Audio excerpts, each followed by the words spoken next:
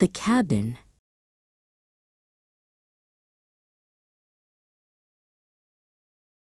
The sun dipped below the jagged peaks of the mountains, casting long, skeletal shadows across the trail.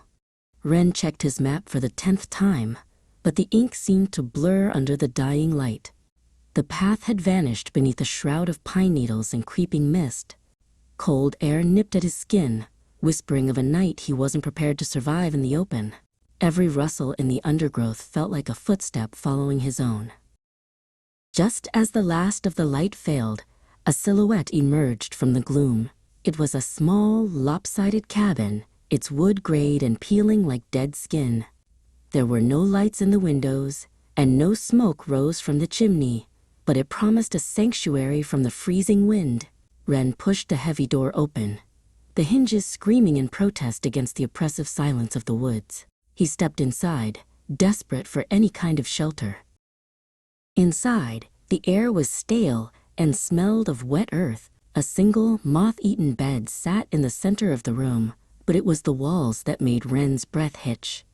Dozens of gilt-framed portraits hung side by side, depicting strangers with wide, frozen smiles. As Wren moved toward the bed, he felt a cold prickle on his neck.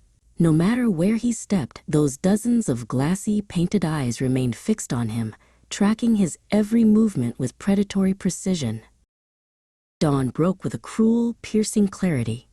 Wren woke with a start, finding himself shivering not on a bed, but on the frozen ground outside. He scrambled to his feet and turned toward the cabin walls. His heart stopped. The frames he had seen from the inside were not paintings at all. They were windows. He stepped closer to the glass and gasped.